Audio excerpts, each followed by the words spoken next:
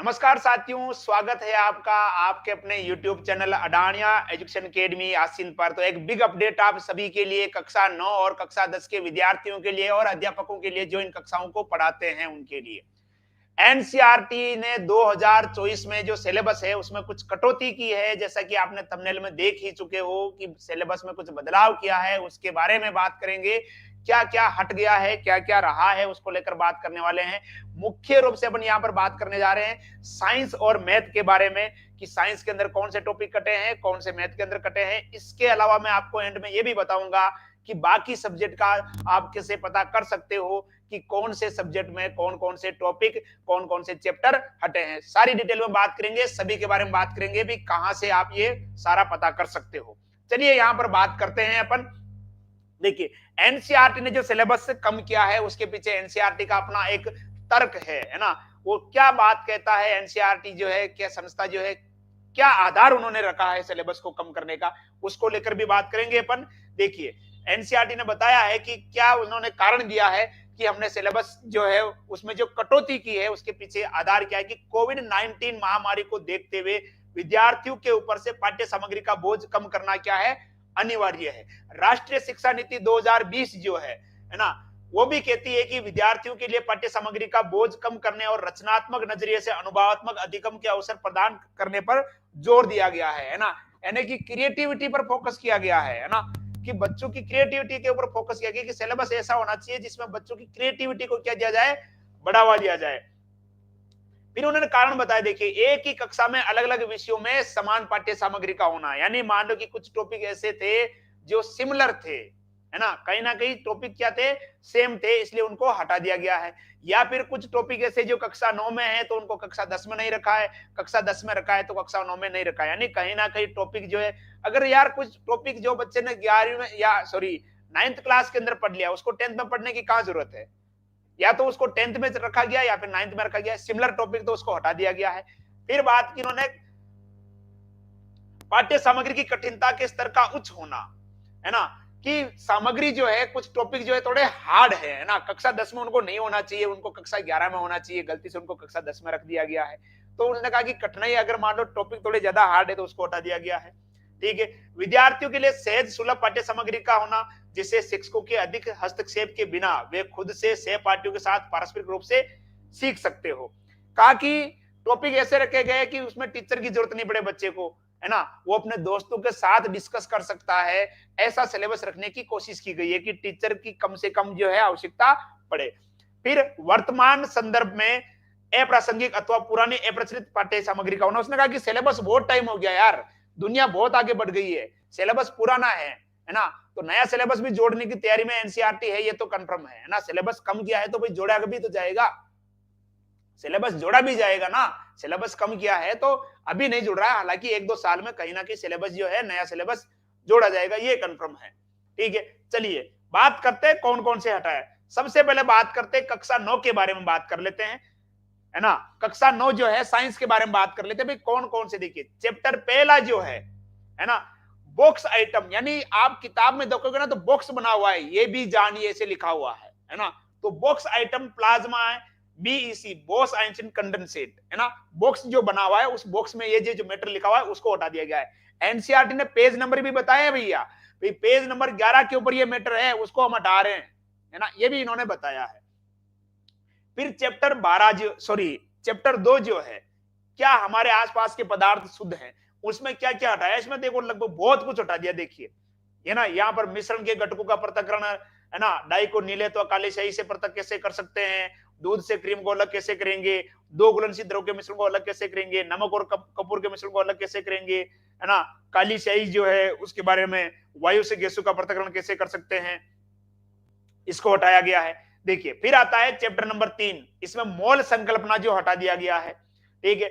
Chapter number 7 जीवों में विविधता, सबसे बड़ा चैप्टर था ये 9th क्लास के अंदर, पूरे हटा दिया गया है। चैप्टर नंबर 8 गति वेग समय के साथ वेग समय संबंध के लिए समीकरण, इसको हटाया गया है। समय स्थिति संबंध के लिए समीकरण हटा दिया गया है, वेग स्थिति संबंध के लिए समीकरण हटा दिया गया है। चैप्टर नंबर 9 की बात करते हैं तो संवेग संरक्षण को हटा दिया गया, क्रियाकलाप 9.5, 9.6, उदाहरण 9.6, 9.7, 9.8 को हटाया गया है। और बॉक्स आइटम यानी जो द्रव्यमान संरक्षण के बारे में जो एक बॉक्स बना होता है, आप देख सकते हो किताब में, तो उसमें से उसको हटाया दिया गया है। चैप्टर नंबर 10 जो गुरुत्वाकर्षण है, इसमें 2 बॉक्स आइटम है ना, 2 बॉक्स जो बने हुए हैं, दोनों बॉक्स को हटा दिया गया कि उन बॉक्स को आपको नहीं पढ़ना है। ठीक है, चैप्टर नंबर 11 12 में आप देख सकते हो, और 13 और 14 दोनों चैप्टर को पूरे पूरे हटा दिए गए हैं, है ना। चैप्टर 13 भी पूरा हटा दिया गया है और चैप्टर 14 भी जो है पूरा हटा दिया गया। ये तो बात होगी किसके बारे में, साइंस के बारे में। बात कर लेते हैं मैथ में क्या क्या हटाया गया है। तो यहाँ पर आप देख सकते हो मैथ में क्या क्या हटाया है, पूरी पीडीएफ आप देख सकते हो। पहला जो चैप्टर है संख्या पद्धति, उसमें संख्या रेखा पर वास्तविक संख्याओं का निरूपण हटा दिया गया है। बहुपद की बात करते हैं तो शेष फल प्रमेय हटाया गया है। निर्देशांक ज्यामिति की बात करते हैं तो तल में एक बिंदु आलेखित करना जबकि इसके निर्देशांक दिए हुए हो, इस टॉपिक को हटाया गया है। तो यहाँ पर आप देख सकते हो पूरी पीडीएफ जो है, यहाँ पर आप देख सकते हो इसको हटाया, कौन कौन से टॉपिक आपके हटा दिए गए हैं, है ना। चैप्टर नंबर 9 जो है आपके समांतर चतुर्भुज और त्रिभुज के क्षेत्रफल, पूरा चैप्टर यानी संपूर्ण अध्याय ही जो है यहाँ से हटा दिया गया है, आप देख सकते हो, है ना। बाकी अलग से जो आपके जो जैसे हिंदी है, इंग्लिश है, सामाजिक है, वो भी कैसे देखेंगे वो भी अपन बात करेंगे। और यहाँ पर आप देख सकते हो जैसे मान लो कि चैप्टर नंबर 11 संपूर्ण अध्याय जो है रचनाएं, वो भी हटा दिया गया है। यहाँ पर आप देख सकते हो प्रायिकता जो है वो पूरी हटा दी गई है, ठीक है। और यहां से ये आप देख सकते हो अभ्यास के जो उत्तर है, ये पेज यहां से हटा दिया गया है। ये तो बात हो गई आपके 9th के बारे में। अब बात कर लेते थोड़ा 10th के बारे में। 10th में साइंस में क्या क्या हटा है उसके बारे में बात कर लेते हैं। बोर्ड क्लास है, देखिए पेज नंबर 88 से 102, है ना। तत्व का आवर्ती वर्गीकरण यानी आवर पीरियडिक टेबल वाला जो चैप्टर है, पूरा चैप्टर यहां से हटा दिया गया है। फिर आते हैं चैप्टर नंबर 9 आनुवांशिकता जैव विकास। अध्याय का नाम जो है, चैप्टर का नाम पहले क्या नाम था, पहले चैप्टर का नाम था आनुवांशिकता एवं जैव विकास। इस चैप्टर का नाम बदल कर क्या कर दिया गया है, आनुवांशिकता कर दिया गया है ना। चैप्टर का नाम बदल कर क्या कर दिया गया है, आनुवांशिकता। ये जो पूरी जो पीडीएफ जो है, मैंने एनसीईआरटी जो साइट है वहां से मैंने इसको डाउनलोड किया है, ठीक है। और वहां से आप खुद भी जाकर इसको देख सकते हो, है ना। अरे भाई हो जाए, क्या दिक्कत है भाई, ठीक है। यहां से आप देख सकते हो क्या क्या हटाया, देखिए 4 बॉक्स आइटम, है ना, जो मैंने अभी बताया था। बॉक्स आइटम का मतलब जो बॉक्स बने हुए हैं उनको हटाया गया, 4 बॉक्स आइटम हटाया गया है। चार्ल्स रोबोट डार्विन ने पृथ्वी पर जीवन की उत्पत्ति कैसे हुई, जीवाश्म एक के बाद एक परत पर कैसे बनते हैं, आणविक जाति वृत्त क्या है, विकास एक दृष्टांत, उपार्जित लक्षणों की वंशागति का सिद्धांत, है ना। काफी जो टॉपिक इसमें से हटाए गए हैं। फिर आता है आपके चैप्टर नंबर 11 मानव नेत्र। इसमें भी 2 बॉक्स आइटम यानी बॉक्स जो बने होते हैं उनको हटाया गया है, ठीक है। कुछ दृष्टि दोष के बारे में भी यहां से हटाया गया है। चैप्टर नंबर 12 की बात करते हैं, तार के भीतर आवेश का प्रवाह, 2 बॉक्स आइटम हटाए गए हैं। चैप्टर नंबर 13 की बात करते हैं, माइकल फेराडे, विद्युत मोटर, विद्युत चुंबकीय प्रेरण और विद्युत जनित्र, ये हटा दिए गए हैं। इसमें भी 2 बॉक्स आइटम हटाए गए हैं, है ना। चैप्टर नंबर 14 और चैप्टर नंबर 16 पूरे के पूरे हटा दिए गए हैं, ठीक है। अब बात करते हैं अपन मैथ में क्या क्या हटाया गया। देखिए मैथ में अगर अपन बात करते हैं, जो पहला जो चैप्टर है आपका वास्तविक संख्याएं, है ना, उसमें आपके यूक्लिड विभाजन प्रमेय का हटा दिया गया है। प्रमेय परिमेय संख्याओं और उनके दशमलव प्रसार का पुनर्वर्ण, ये हटाया गया है। बहुपद के अंदर बहुपद के लिए विभाजन एल्गोरिथम हटाया गया है, ठीक है। तीसरा चैप्टर है 2 चर वाले रैखिक समीकरण युग्म। इसमें आपके 2 चर के रैखिक समीकरण युग्म, रैखिक समीकरण युग्म का ग्राफीय निरूपण विधि से हल जो है वज्र गुण विधि है। 2 चरों के रैखिक समीकरणों के युग्म के में बदले जाने सकने वाले जो नियम है ना। प्रश्नावली 3.7 ऐच्छिक रखी गई है, आप पढ़ाना चाहे नहीं पढ़ाना चाहे टीचर के ऊपर है। कुछ चीजें इसमें काफी चीजें ऐच्छिक रखी गई है, आप देख सकते हो, है ना। आप इच्छा से अगर कोई अध्यापक पढ़ाना चाहे नहीं पढ़ाना चाहे उसके ऊपर है, ठीक है। चैप्टर नंबर 11 रचनाएं, पूरा जो टॉपिक इसमें भी ये हटा दिया गया है ना। तो यहाँ पे भी काफी 10th के अंदर मैथ के अंदर काफी चीजें जो ऐच्छिक दी गई है ना, आप अपनी इच्छा से पढ़ सकते हो, उसको लेकर दिया गया है ना। अब ये तो अपन ने बात की थी साइंस और मैथ के बारे में। अब सर कुछ सब्जेक्ट जैसे हिंदी में क्या कटा, सामाजिक में क्या कटा, संस्कृत में क्या कटा, कैसे क्या पता करें, ठीक है। तो आप इसके बारे में जो एनसीईआरटी की जो वेबसाइट है उस पर जाकर पता कर सकते हैं, बहुत इजी है, उसको चलाना कोई मुश्किल बात नहीं है। तो देखिए मैं यहाँ पर बता देता हूँ कि आपको कैसे जाना है। यहाँ पर जैसे ये अपन गूगल खोलेंगे और यहाँ पर गूगल में मैं लिखता हूँ एनसीईआरटी लिखता हूँ, गूगल में जाना है आपको, वहां पर लिखना है आपको एनसीईआरटी लिखना है। जब आप एनसीईआरटी सर्च करोगे इस प्रकार से, तो यहां पर आप देख सकते हो एनसीईआरटी की यहां पर ये वेबसाइट आ जाती है, national council of education research and training, ठीक है। तो यहां पर आपको क्लिक करना है और जब आप जाओगे इस प्रकार से इंटरफेस आपके सामने खुलकर आएगा।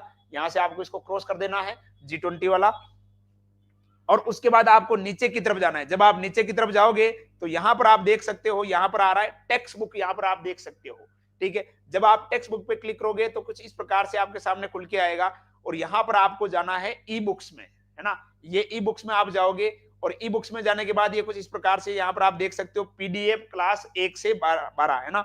यहाँ पर आपको क्लिक करना है, ये क्लिक करेंगे अपन, और यहाँ पर कुछ इस प्रकार से ये आपके सामने निकल के आएगा, ठीक है। अब यहां से आपको जो जो जिसका सिलेबस आपको देखना है, जैसे यहां से क्लास आप सिलेक्ट कर लेंगे। क्लास सिलेक्ट करने के बाद जैसे मान लो कि आपको 10th का देखना है ना, तो क्लास 10th पे क्लिक करेंगे। फिर यहां से आप सिलेक्ट सब्जेक्ट, जिस सब्जेक्ट का आपको देखना है, मान लो आपको देखना है सोशल साइंस का देखना है, या मान लो हिंदी का देखना है, आपको किसका देखना है, हिंदी का देखना है, या मैथ का, चलो कर लो मैथ का कर लेते हैं। अब यहां थोड़ा ध्यान रखना है कि अगर आप हिंदी मीडियम के हो तो यहां पर आपको सिलेक्ट करना है गणित सिलेक्ट करना है। अगर आप इंग्लिश मीडियम में देखना चाहते हो तो यहाँ पर आपको क्या सिलेक्ट करना है, मैथमेटिक्स सिलेक्ट करना है। अगर हिंदी में देखना हो तो यहाँ पर गणित सिलेक्ट करेंगे, और फिर जाएंगे यहाँ पर अपन गो पे क्लिक करेंगे। गो पे क्लिक करेंगे, ये आपके सामने इस प्रकार से गणित की किताब आप देख सकते हो इस प्रकार से, और यहाँ से आप देखो कि यहाँ से रिवाइजेशन कंटेंट लिखा हुआ आ रहा है। इसमें आपको बता देगा ये कि कौन कौन से जो टॉपिक आपके कटे हैं। जैसे आप क्लिक करोगे यहाँ से पीडीएफ खुलकर आपके सामने आ जाएगी। तो यहाँ पर आप प्रत्येक सब्जेक्ट का जो है, प्रत्येक क्लास का जो है सिलेबस आप देख सकते हो कि किस किस का सिलेबस कितना कटा है, कौन कौन से टॉपिक रहे हैं, किस चैप्टर में से क्या क्या टॉपिक हटाए गए हैं। तो ये एक छोटी सी सूचना जो आप सभी के लिए थी। उम्मीद करता हूं कि इसमें काफी ज्यादा आपको हेल्प मिली होगी सिलेबस को चेक करने के लिए। ठीक है, धन्यवाद।